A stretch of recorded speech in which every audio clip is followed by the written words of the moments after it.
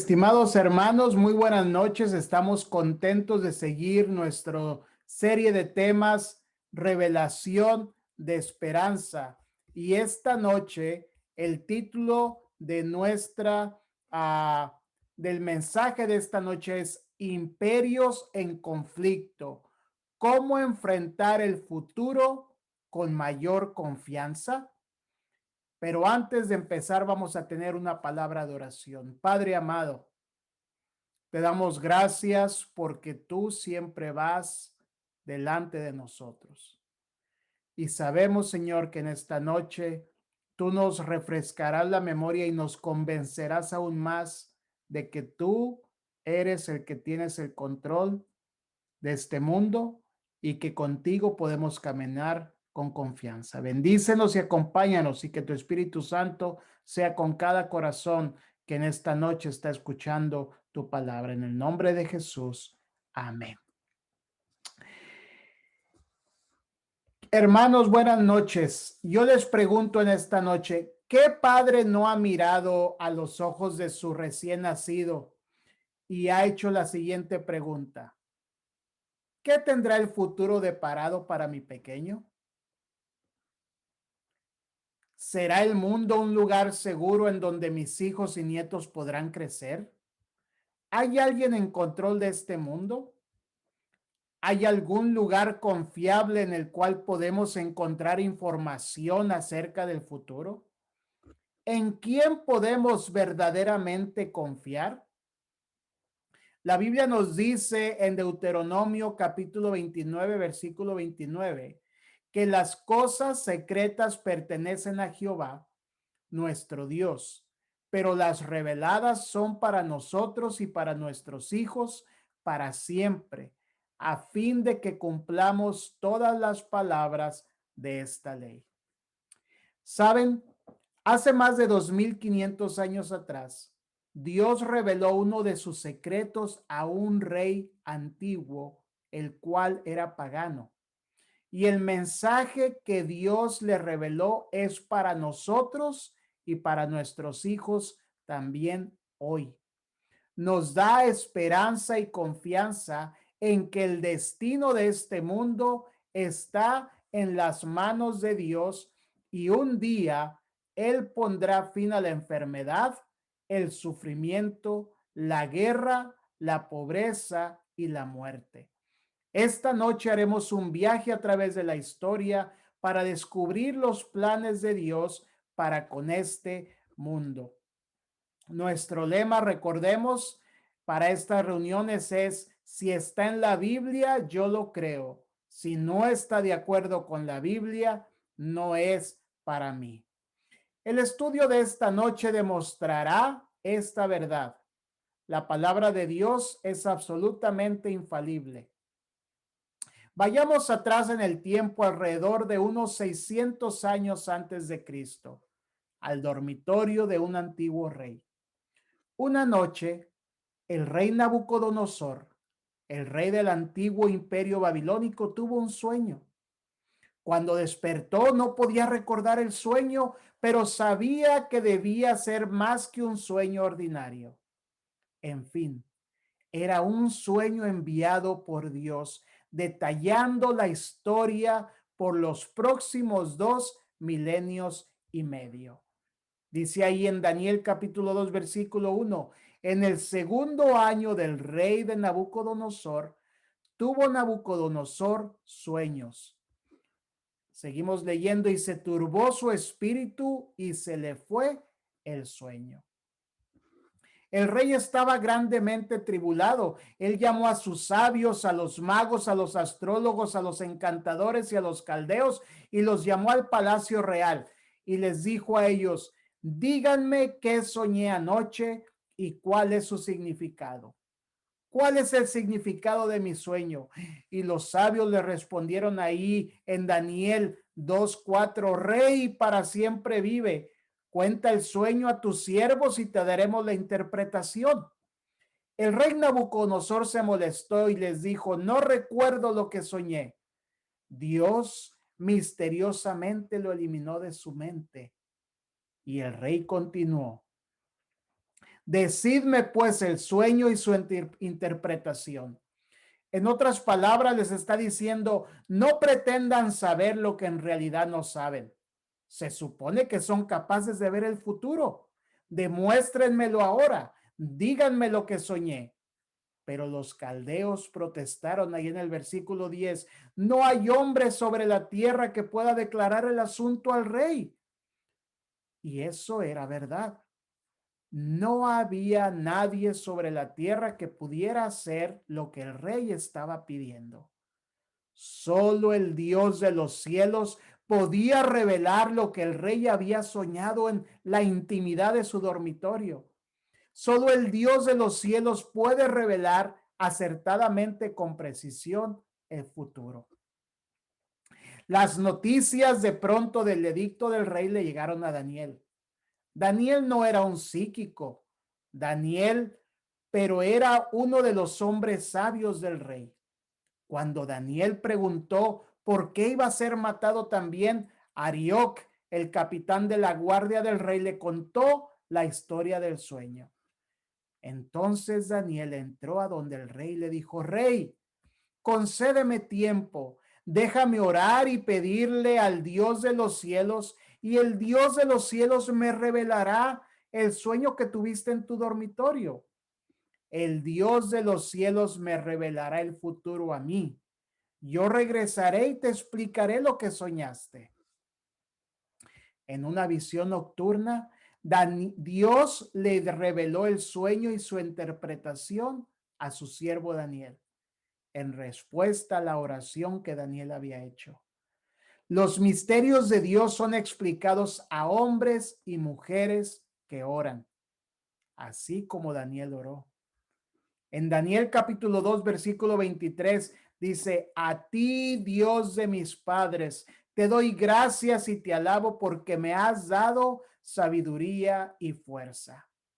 Entonces Daniel entró a ver al rey y le dijo que aunque no era cierto, que aunque no había un hombre sabio, ningún astrólogo, mago o adivino que pudiera revelar el sueño, ahí en el versículo 28, Daniel hace la aclaración y le dice: pero hay un Dios en los cielos que revela los misterios, y él ha hecho saber al rey Nabucodonosor lo que ha de acontecer en los últimos días.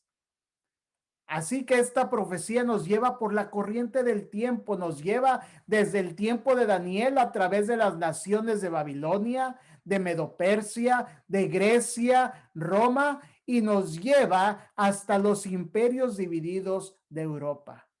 Nos lleva incluso hasta los últimos días. Dice ahí en el versículo 31, tú, rey, veías en tu sueño una gran imagen.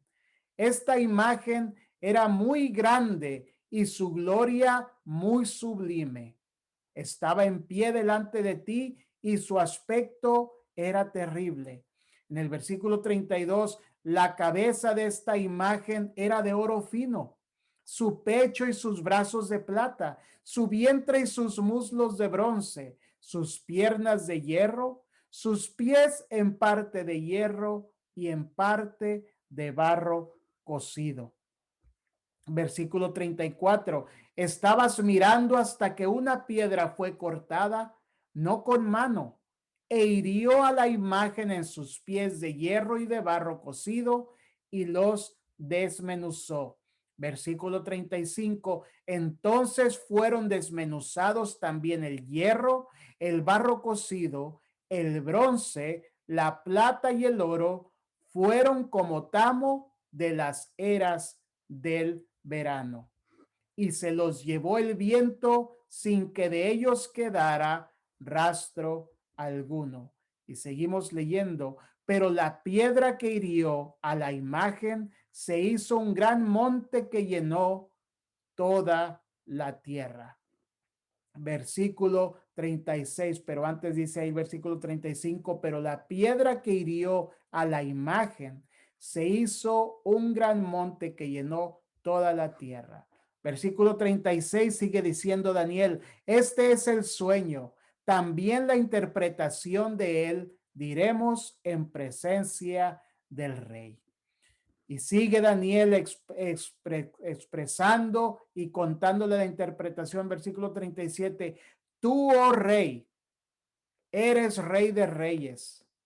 Tú eres aquella cabeza de oro. La cabeza de oro representaba a Babilonia o el reino de Nabucodonosor. El reino de Nabucodonosor gobernó el mundo desde 605 antes de Cristo a 539 antes de Cristo. Nabucodonosor estableció uno de los imperios más fantásticos del mundo entero. Su reino estaba lujosamente adornado con oro. Babilonia era el reino más rico en el mundo en ese tiempo. Tenía jardines lujosos, incluyendo los jardines colgantes, una de las maravillas del mundo antiguo. Babilonia medía 10 millas alrededor, que serían alrededor de 16 kilómetros. Roma medía solamente 6 millas y Atenas apenas 4 millas o 6.4 kilómetros. El templo de Marduk era de 300 pies, es decir, 91 metros de alto. Afuera estaba cubierto de azulejos azules y en el interior estaba enchapado de oro. En este templo solamente Nabucodonosor utilizó 18 toneladas de oro. ¿Puedes ver por qué Dios usó el símbolo de oro para describir a Babilonia? Porque su dios principal, Bel-Marduk, estaba sentado en un espléndido templo de oro. Bel-Marduk, el dios principal de Babilonia, era una imagen de oro sobre un altar de oro al lado de un candelabro de oro. 8 toneladas y media de oro sólido fueron utilizadas solamente para el altar y el trono. Con razón, Dios le dijo a el rey Nabucodonosor: tú eres esa cabeza de oro. Pero la profecía de Daniel continúa en el versículo 32. Su pecho y sus brazos de plata. Después de Babilonia, otro reino se levantaría. Los medos y los persas derrocaron a los babilonios.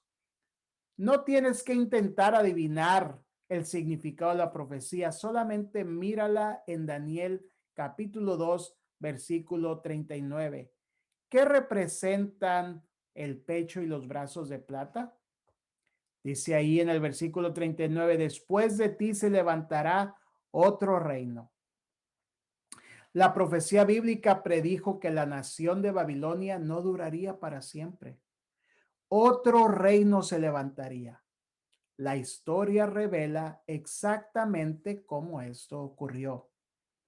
En Daniel capítulo 5, el rey Belsasar, nieto del rey Nabucodonosor, hizo un gran banquete para 1000 de sus príncipes. Mientras el vino fluía, la música tocaba, hombres con túnicas largas aguantaban de cerca mujeres de Babilonia elegantemente vestidas. En medio de borrachera y libertinaje, la música encantadora y la inmoralidad seductora, Dios interrumpió la fiesta de Belsasar.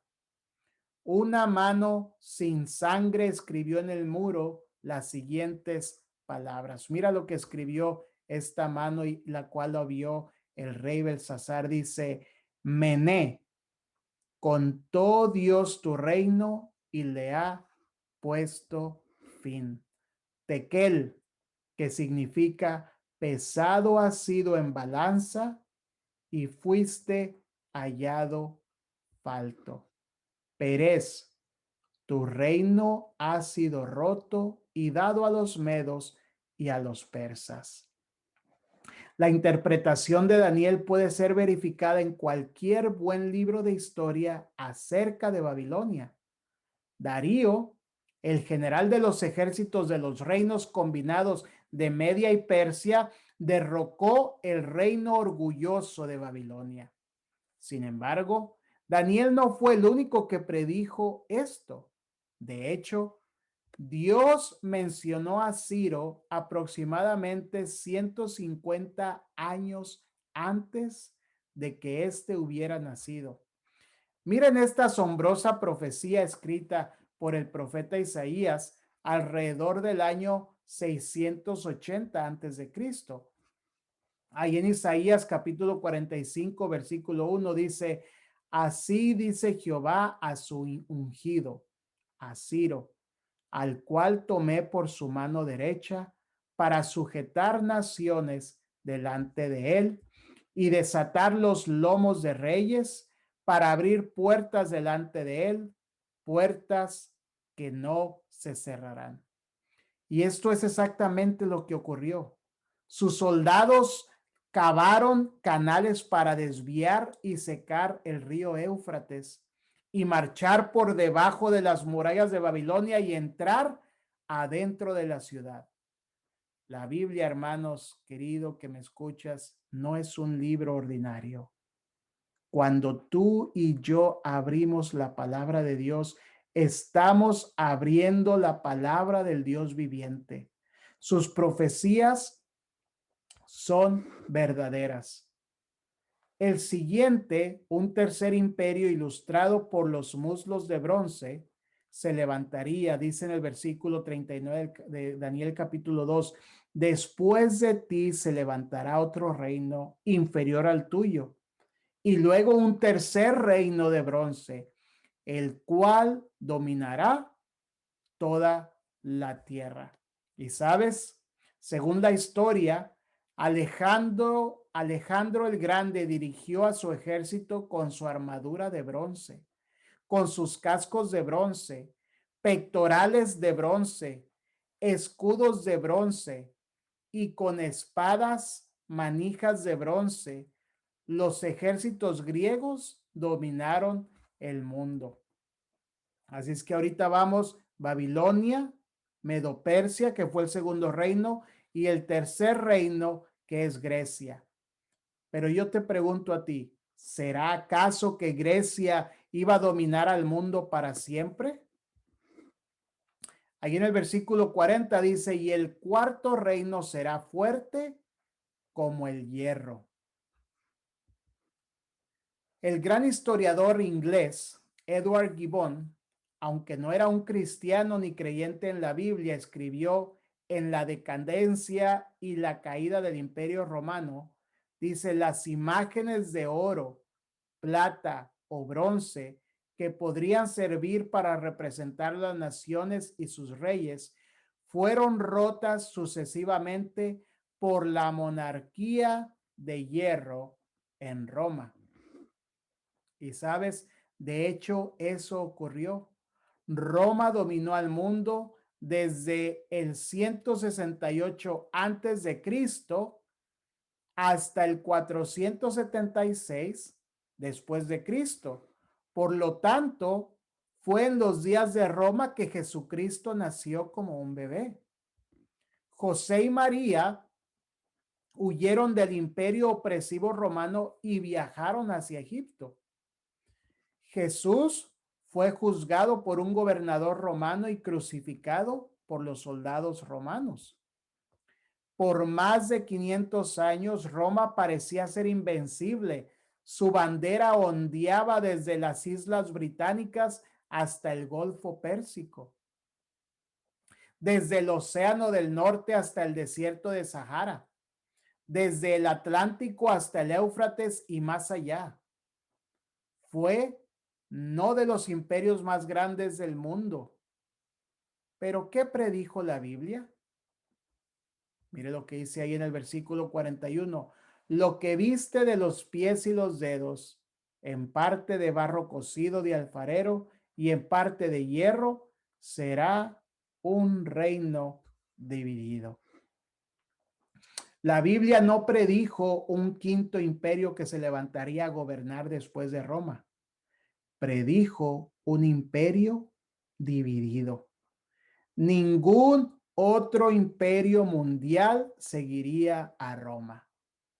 Los pies de hierro y barro representan las divisiones del imperio romano. Esto fue exactamente lo que ocurrió. Europa fue dividido tal y como la profecía describió que ocurriría.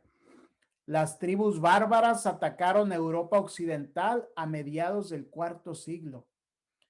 Durante estos ataques salvajes, el imperio romano fue dividido exactamente como la Biblia, como la palabra de Dios lo había predicho. Un hombre en Europa una vez le preguntó a un predicador: ¿cómo sabes tú que la Biblia es verdadera? Pues caballero, usted está parado sobre ella, le respondió el predicador. ¿Qué quiere decir? Dijo el hombre. La tierra debajo de sus pies lo prueba, el predicador le dijo. La Biblia predijo que Europa sería dividida. La Europa de hoy cumple exactamente con esa profecía. Y el hombre escéptico quedó asombrado. La Biblia continúa y dice ahí en Daniel versículo 43, así como viste el hierro mezclado con barro, se mezclarán por medio de alianzas humanas, pero no se unirán el uno con el otro, como el hierro no se mezcla con el barro. Y a través de la historia, los reyes de Europa podemos ver que intentaron por medio de matrimonios unificar el imperio. Un ejemplo famoso de esto fue cuando Napoleón, de hecho, se divorció de su esposa Josefina y se casó con Luisa de Austria para asegurar relaciones con ese país y avanzar su meta de unificar a toda Europa, tal y como lo predijo la profecía, tal y como lo predijo la palabra de Dios. Este hombre falló con su cometido. La Biblia dice, se mezclarán por medio de alianzas humanas, pero no se unirán el uno con el otro. Además de los matrimonios mixtos, hubo otra segunda manera en que los líderes políticos intentaron unificar Europa. Ellos intentaron lograr sus metas a través del conflicto militar y de la guerra. Carlos el Quinto quería unificar Europa, pero él fracasó.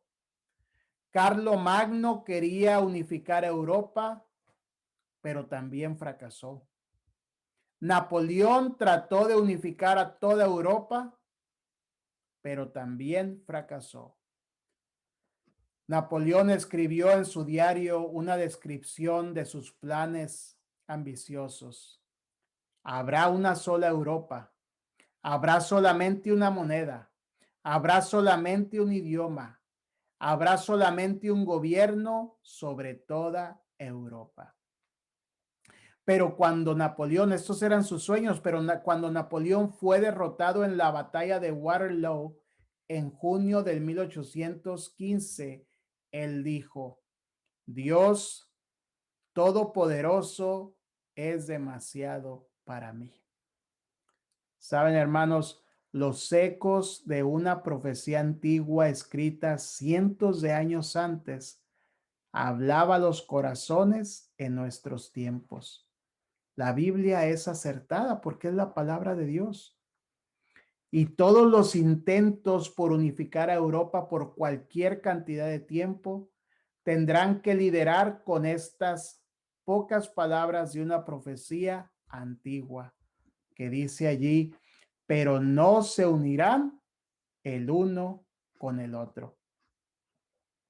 En fin, esta profecía ha sido probada verdadera. Europa ha sido dividida a través de los siglos. Carlos en Quinto, Carlo Magno, Napoleón, Hitler, Stalin, todos ellos fueron líderes mundiales futuros y ellos fallaron. Considere a Hitler. Sus discursos fogosos revolcaron las masas. Él decía, su lema era un pueblo, un imperio, un líder. Parecía que él iba a lograr alcanzar sus ambiciones y unificaría a toda Europa. Las fuerzas aliadas estaban atrapadas. La derrota parecía segura, pero sorprendentemente Hitler ordenó detener a sus tanques y reabastecerlos. ¿Qué fue lo que en realidad detuvo los tanques de Hitler? Hermanos, creo yo, estoy seguro, que fue una profecía antigua en Daniel capítulo 2, que declara que desde los días del Imperio Romano en Europa jamás sería reunificada. La Biblia predice en el libro de Apocalipsis un último intento por reunificar en Europa, y esta vez bajo una unión religiosa política. Mira lo que dice en Apocalipsis capítulo 17, versículo 12 al 14. Dice, los 10 cuernos que has visto son 10 reyes que aún no han recibido reino, pero recibirán autoridad como reyes por una hora juntamente con la bestia. Aquí está el significado de la profecía. Por un periodo corto de tiempo, las naciones de Europa y el resto del mundo entrarán en una confederación religiosa política justo antes de la venida de Jesús. Observa cómo Apocalipsis describe esta reunión temporera. Esos tiempos, dice, estos tienen un mismo propósito y entregarán su poder y su autoridad a la bestia. Aquí vemos una predicción que por una hora, por un periodo corto de tiempo, las naciones de Europa se unirán.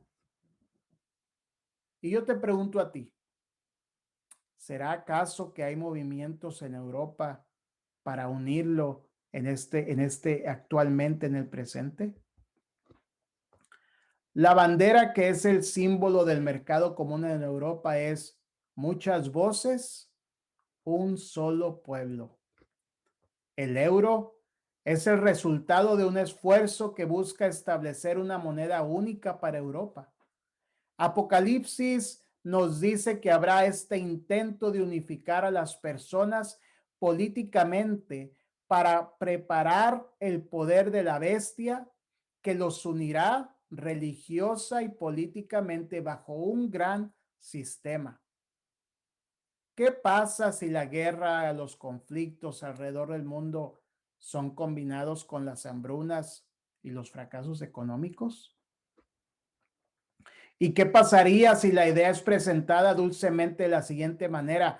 Oh, vamos a unirnos, vamos a unir el mundo, vamos a tener una sociedad unida, todos somos uno.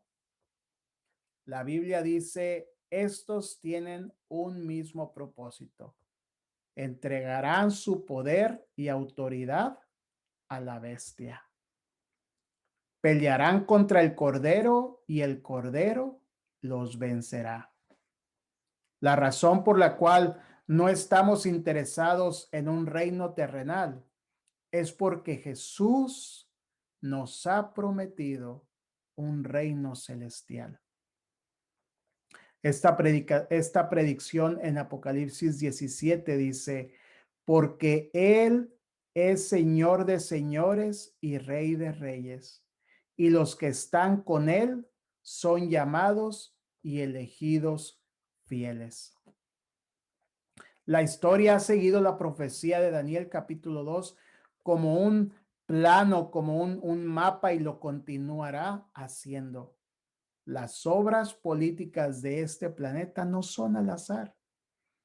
Todo lo que pasa, las diferentes situaciones, querido amigo, querido hermano, hermana, no son al azar. Todo fue previamente dicho en la palabra de Dios. Eventos están ocurriendo en este mundo en este mismo instante.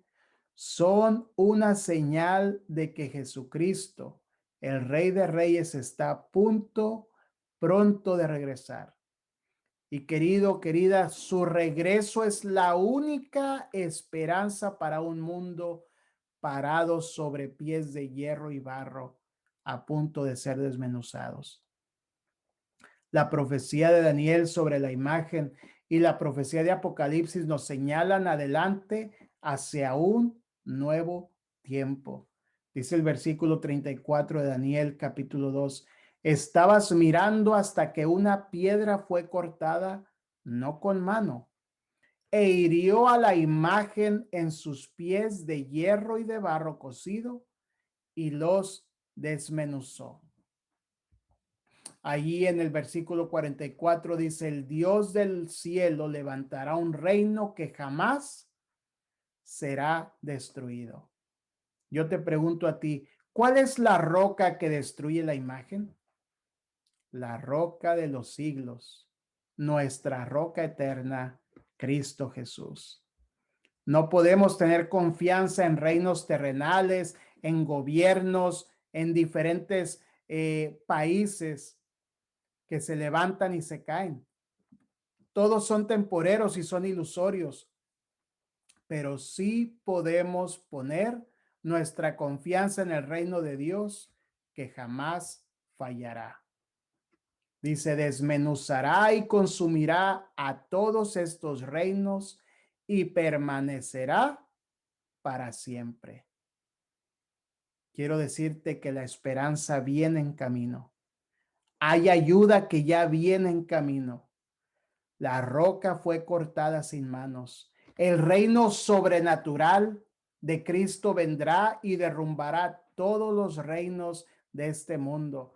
Apocalipsis capítulo 11, versículo 15 dice, y hubo grandes voces en el cielo que decían, los reinos del mundo han venido a ser de nuestro Señor y de su Cristo, y él reinará por los siglos de los siglos. Querido, como vimos en la historia profética, Babilonia se levanta y se cae, pero Jesús reinará para siempre. Medo-Persia se levanta, pero también se cae, pero el Rey de Reyes gobernará, reinará para siempre. Grecia se levantó y se cayó, pero nuestro Señor reinará para siempre. Roma se levanta y también se cae, pero Cristo reinará para siempre y siempre. El imperio romano fue dividido, un mercado común europeo se levanta y se cae. Un gobierno mundial intenta levantarse, pero se cae, porque más allá de todo está Dios y Él reinará por siempre y por siempre. Él reinará. Los reinos de este mundo se derrumbarán. Quiero decirte que el mayor deseo del corazón humano es por paz y seguridad. Deseamos una sociedad que estable, donde podamos criar a nuestros hijos sin el temor de la guerra, de la pobreza, las enfermedades, la enfermedad. Queremos un futuro lleno de esperanza, libre de temor. Cuenta la historia que el pastor George Fisher fue un misionero durante la horrible masacre de la Guerra Civil de Liberia en el oeste de África. Él cuenta esta experiencia interesante que ocurrió un día mientras estaba enseñando a sus estudiantes ministeriales africanos acerca de la segunda venida de Cristo. Y acababa de citar las palabras maravillosas que están en Primera Tesalonicenses 4:16, donde dice, porque el Señor mismo con voz de mando, con voz de arcángel y con trompeta de Dios, descenderá del cielo, y los muertos en Cristo resucitarán primero. Luego nosotros, los que vivimos, los que hayamos quedado, seremos arrebatados juntamente con ellos en las nubes para recibir al Señor en el aire. Y así estaremos siempre con el Señor. De pronto, uno de sus estudiantes le preguntó, pastor, ¿y qué va a decir el Señor Jesús cuando grite? El pastor Fisher dijo, a la pregunta me tomó por sorpresa, dijo él. El estudiante repitió la pregunta, pastor. En Primera Tesalonicenses capítulo 4, versículo 16 dice que Cristo descenderá del cielo con un grito y comando fuerte. Me gustaría saber cuál va a ser ese comando. El pastor Fisher continúa contando su anécdota y dice, yo quería dejar esa pregunta sin contestar. decirle a él que no deberíamos ir más allá de lo que las escrituras han revelado. Pero mi mente fue hacia un encuentro que había tenido más temprano durante el día con un refugiado en la guerra civil de Libia. El hombre, un director de escuela secundaria, fue capturado por un escuadrón de muerte de 2 hombres. Después de varias horas de terror, mientras los hombres le describían cómo lo iban a torturar y luego matar, él logró milagrosamente escapar. Después de estar escondido en la maleza por 2 días, logró encontrar a su familia y escapar del país vecino. La huida le costó caro. 2 de sus hijos perdieron sus vidas. La descarada crueldad desatada sobre una población desprevenida y que no se lo merecía me había tocado profundamente, continúa contando el pastor. También pude ver escenas, cuenta él, retroactivas de los mendigos que paso cada mañana de camino a la oficina. Todos los días veo cómo la pobreza destruye la dignidad, roba a los hombres de lo mejor que significa el ser humano y a veces sustituye lo peor de lo que es ser un animal. Estoy atormentado por los ojos vacíos de las personas que han perdido toda esperanza. Pastor, le dijo el muchacho otra vez, no me ha contestado, no me ha dado una respuesta. ¿Qué va a gritar Jesús? La pregunta no se había desaparecido. Basta ya, le contesté. Él gritará, nuestro Señor Jesús gritará, basta ya, cuando Él regrese. Una mirada de sorpresa atravesó la cara del estudiante. ¿Qué quiere decir, pastor, con eso de basta ya? Jesús dirá, basta ya de sufrimiento, basta ya de hambruna, basta ya de terror, basta ya de muerte, basta ya de indignidad, basta ya de vidas atrapadas en la desesperanza, basta ya de enfermedad y dolencias, basta ya de todo este tiempo, basta ya. Un día nuestro Señor Jesús vendrá. Un día Él va a lanzarse por el corredor del cielo. Un día Él va a balanzarse a través de los planetas. Un día la tierra temblará. Y un día miraremos hacia arriba y lo veremos a Él y diremos, este es nuestro Dios. Le hemos esperado y Él nos salvará. Un día Él vendrá y seremos arrebatados, como lo dice en Tesalonicenses, hacia el cielo para tomar el máximo viaje por el espacio. Un día lo veremos. Un día lo abrazaremos más allá de los cielos. Seremos levantados con Él y reinaremos con Él por siempre y siempre. ¿Sabes, hermano, hermana? Yo quiero estar preparado para ese evento. ¿Y tú? Jesús te está extendiendo su mano esta noche. Te invita, te invita a pedirle a Él que se